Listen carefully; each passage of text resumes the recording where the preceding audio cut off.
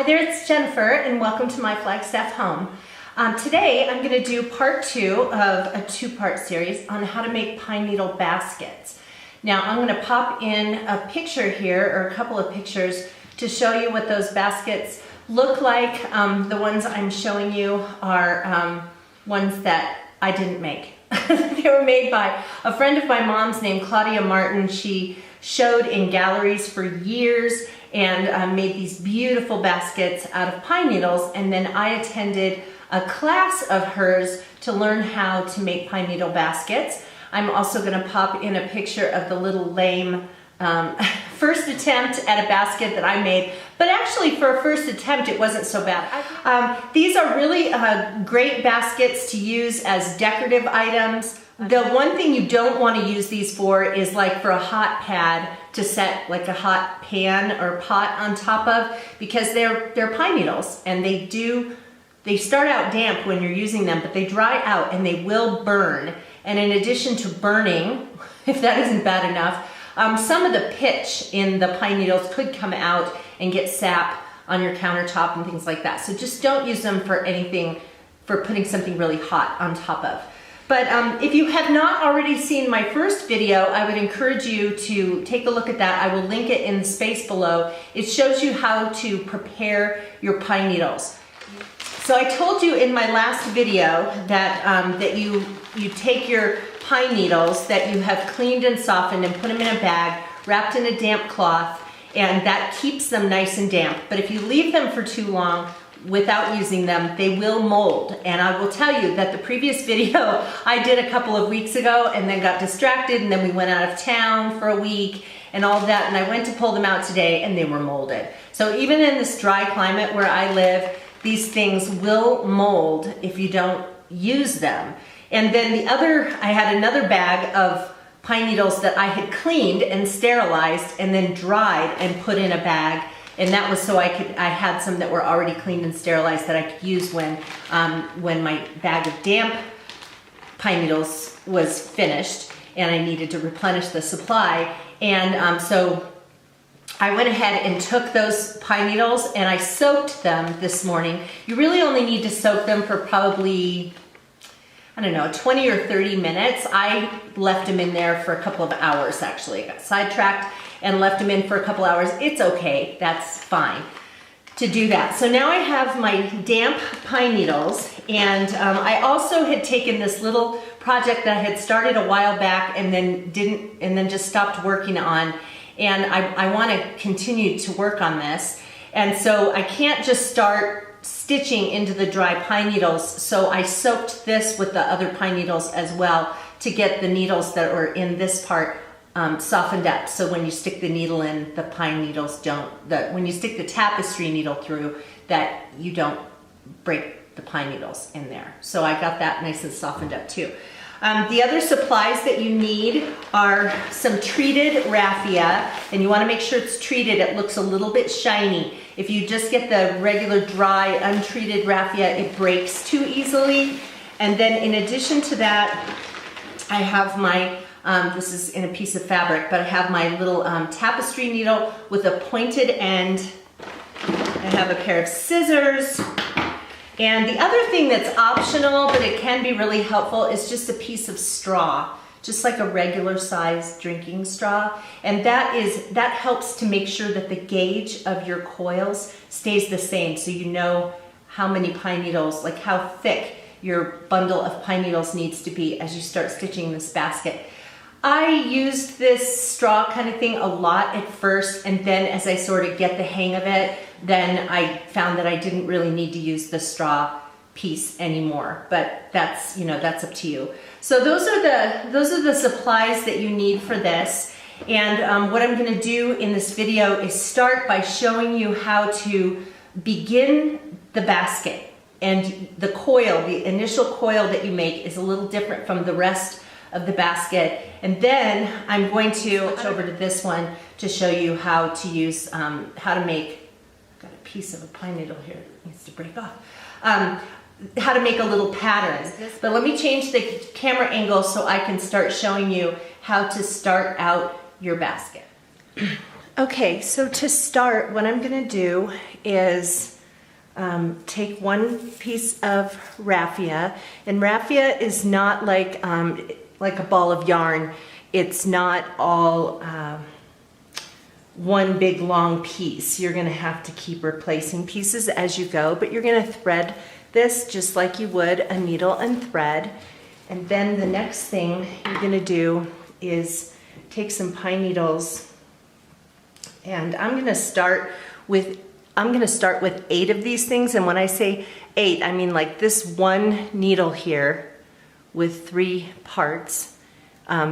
This is one needle, and it's got 3 parts to it. So I'm gonna get 8 of these because that'll make about the right thickness. So I actually decided I was gonna use 7 because it seemed like it was a little too thick with 8. So here's the end part of the needles, and I'm gonna cut those off.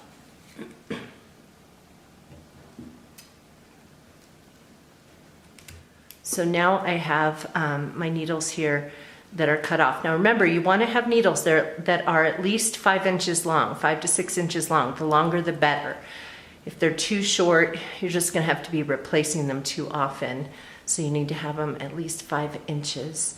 So here we go. And what we're going to do now is I'm going to start by wrapping some raffia around the top of this, and then I'm going to put a stitch through it so that the raffia stays attached. So let me go ahead and do that, and I'll show you. I'm going to start with the end of my raffia, so I don't need the needle right now. I'm just going to go to the end.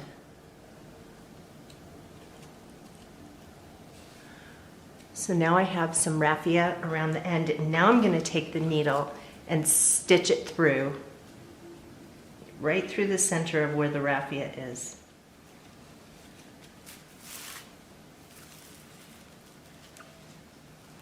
Okay, so I have a little bit of raffia that's wrapped around with a stitch right through the middle of it. Then what I'm going to do next is I'm going to wrap more raffia just all the way around it. None of the pine needle is going to show.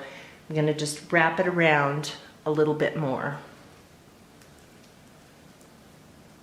So now, as you can see, I've got more of the pine needles completely covered in raffia. And then I'm going to make a turn to start the coil. So I'm going to bend this over like that. And then I'm going to put a couple of stitches through so I can hold it in place.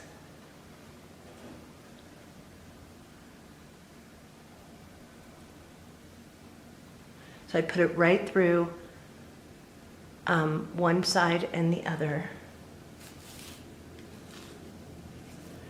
And now this piece, I only put one stitch in. This piece is held down.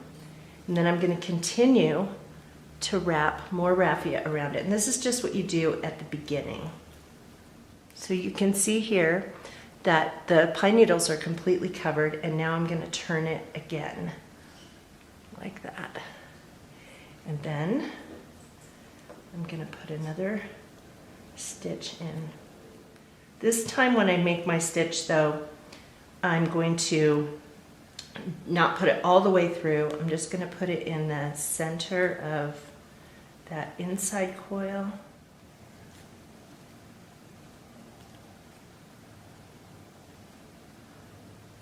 So now the piece is attached there, and I'm going to continue wrapping the raffia a little bit more. Now I'm getting to the end of this piece of raffia, so I'm going to have to replace it in just a minute. I'm just going to go around a couple more times and then secure that piece of raffia so I can go to a different piece.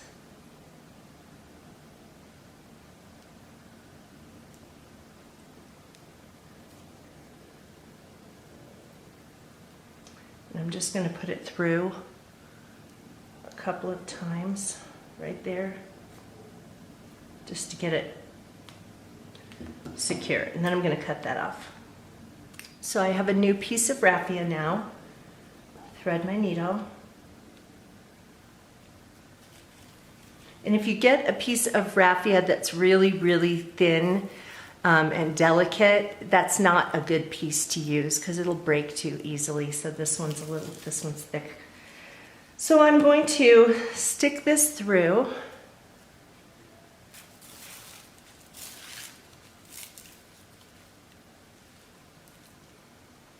And then as I did before, I'm going to wrap again. I'm going to continue to wrap, and I'm going to wrap the raffia around this end piece so it holds it in. Okay, so now I'm going to coil it one more time. Actually, I need to wrap a little bit more.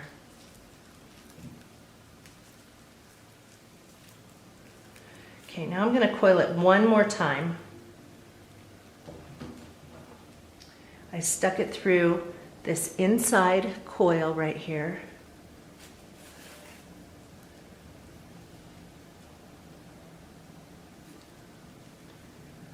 And then I'm going to stitch it through the outside coil.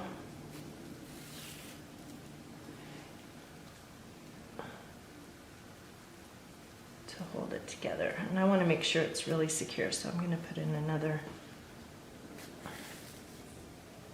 stitch.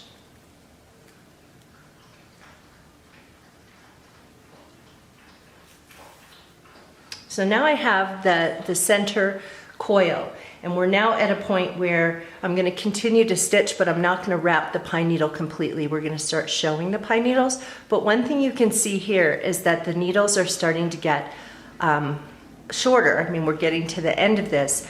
And so before we move on with this, I'm going to add more needles to this bundle. I'm just going to refer to this as the pine needle bundle. And so let me go ahead and show you how to do that. Now, I've gotten several here. I'm not going to add this many to the bundle, but I'm going to go ahead and just cut the ends off of these. And then what I'm going to do is turn this, because I want the pointy ends. So I'm going to kind of even it out. So all the points, not the part where we just cut off, but the pointy ends of the pine needles, those are going to be easier to fit into the bundle. So I'm going to take about half of what I have here. Take these, and I'm going to these into the center of this pine needle bundle that I have here. Okay, so you can see that I've added some new ones in. When I put them in the center of the bundle, I try to get them underneath that piece of raffia so they're pretty secured.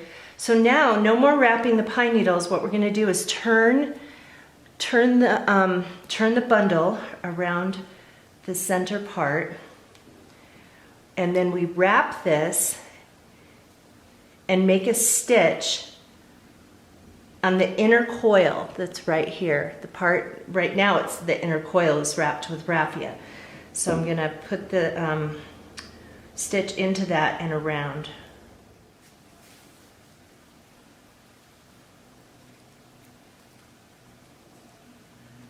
Okay, so you can see that I've just put that stitch in and some of the pine needle is showing.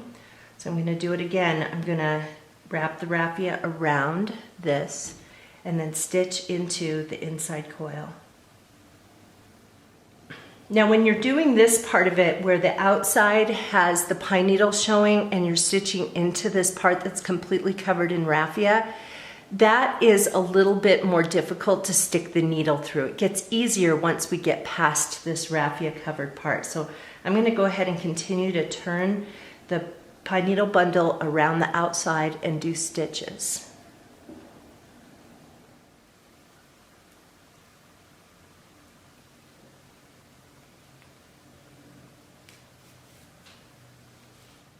So you can see that I've made a few stitches. My stitches are a little bit too close together here. I need to give a little bit more space so that more of the pine needle shows through. But this isn't really going to matter, especially at the beginning when you want this inside coil to be nice and tight. You can also see that once again my bundle is getting short, so I need to add more pine needles. Then I'm going to take several of them and put them into the center of the bundle. And I put them just under that last stitch so that they're held in a little bit better. And then I'm gonna, again, turn the bundle and make a stitch around it. This time I'm going to show more pine needle, so I'm going to make the stitch farther apart. So I've made a few more stitches, and I'm not sure if you can see this, but right here there are some little loose ends of, the ends of pine needles that kind of ran out. And that's okay because we're going to continue to coil, so those should get covered up by the next row that comes around. And if not, you can always clip off those little raggy ends.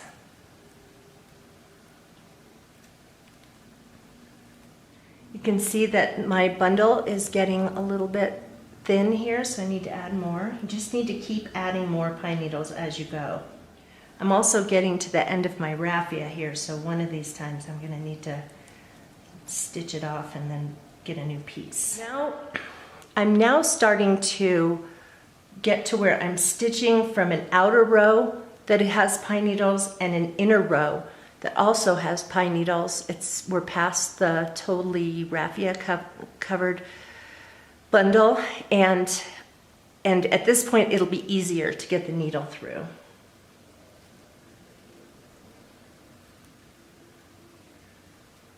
Okay, now my raffia is getting really short, so I'm just going to go in and do one more stitch, and then I'm going to secure it. I'm just going to stitch it back through this center coil into a little stitch of raffia. And then I'm going to cut that piece off. You'll notice this end is thinner than this end, and it's fine to use, you don't want a really flimsy piece. You don't want something like, see how thin that thing is? You don't want to use that, that'll break. But what I want to do is make sure that I use the thicker end as the part that threads through the needle. It'll hold better. So what I just did is I went back and forth through this center coil here, right through a stitch of raffia. And that helps this piece of raffia, now this new piece, to be tight. You can see once again that the bundle is getting thin, so I'm going to add some more needles. That I'm starting to pay attention to now is where I'm putting my stitches, because the raffia stitches will start to form a pattern. So each time I take this around and stitch in, I'm putting a stitch just after the raffia stitch from the previous row, and then that will start to connect these stitches. So I want to show you how it starts to become, see it's flat right now, I want to show you how you can start making it into, say, a bowl shape. So I'm going to make a really mini little basket here, and what I'm going to do is, instead of just turning it around the outside, I'm going to lift it a little bit and make my stitch that way, with the bundle up a little higher. Now I've made a few stitches here, and I've been adding pine needles to the bundle along the way, but now you can see that it's starting to form a little bowl because I've been raising the bundle up every time I stitch and just kind of position it a little higher each time. So I'm just going to keep going with that. I'm going to need to replace my raffia. It's getting short here. Okay, so I've been going a little bit more, and it's turning even more into a bowl shape. It's really tiny. Of course, if you want to do a larger basket, you're going to keep this bottom part going out flat for however big you want the base to be, and then you can start turning the bundle upwards. So some of my stitches are lining up nicely, and then on the other side some of them are messy. So that's one thing you have to watch out for. Keep in mind, I am an amateur and the reason I'm doing this video is to show you that you too, as an amateur, can make a little basket. So that's if you're just making a basket and the only pattern is the raffia, you're not using the end of the pine needle to form any kind of pattern. So I'm going to switch over now and show you, oh, and by the way, if you go over on my blog at myflagstaffhome.com, there's going to be a link to the instructions for how to do these, and then there's a way of finishing off the basket at the top. So say I was done here and I just wanted it to be this size, I could either stitch all the way around the whole top, covering the whole top row with raffia so that it's completely covered, and you can finish it that way. Or you could just, if you like it like this, you could just tie off the end. But when you go all the way around in raffia, it gives it a lot nicer finish. Of course, this one is so small that if I did that, it would look kind of funny. So let me switch over to the one that that I started already that has a pattern. So this is one that I started, and you can see how the stitches, even though they're not perfect, you can see that they're kind of connected. So you can see the lines that were made. The better I get at this, the more uniform I can make them. And so then, but then the pattern that's on here, that is the end of the pine needle. So when you look at the end of a pine needle here, it's that black end, and that's what these are. So instead of cutting them off, you keep them on. You can cut them off of the ones that you're putting into the bundle, but then every so often when you want to add a piece of the pattern, then you put this whole thing in. This isn't a great pine needle to use for the pattern because the end is too thin. If I get one like this one's too short to use. But the end is fatter, and so it's better to use that.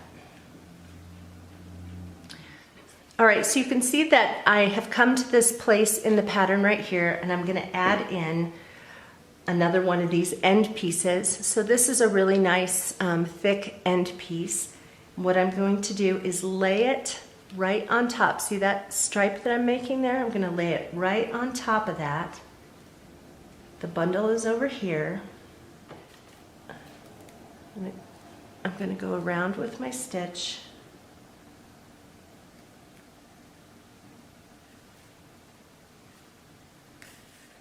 So this is a decent sized end on this next needle, which I'm going to lay on top of the top of this row. And I'm going to hold it there. Now I'm wrapping the raffia around this, and then I'm going to stitch. So I'm going to catch that new pine needle in.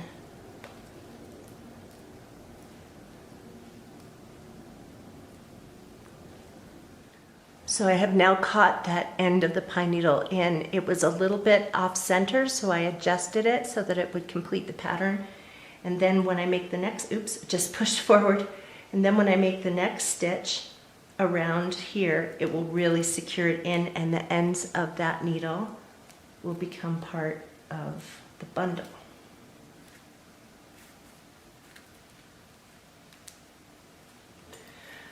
So then you just continue to go around, and every time you come to the place where your pattern is, you add a new end to that. So you can make all different kinds of patterns. You don't have to just do a line. You could make a triangle kind of shapes. You could do several of these in a row, and then fewer on the next row and fewer on the next row, and so you could get a different shape there. But you just continue. This one I've kept fairly flat up to this point, and so I could continue to do that and make something that looked like a plate, or I could start to bring the edges up and start to make this have sides into a bowl. Well, that's how you get started with making a pine needle basket. And as you can see, it's really not that difficult, and it's a really inexpensive project to make because the only thing you really have to buy is a tapestry needle and raffia. If you really want to simplify the whole project, then just break off those little ends of the pine needle, the brown thing, and don't worry about making a pattern. You notice that in one of the baskets I showed you at the beginning, it didn't have these making a pattern. One of them did have that, but you don't have to. And so if you don't want to bother yourself with thinking about how to make the basket plus making a pattern, just break those ends off and make one at first that doesn't have any of that. So I hope that you'll give this a try because it's a really fun project and not very difficult.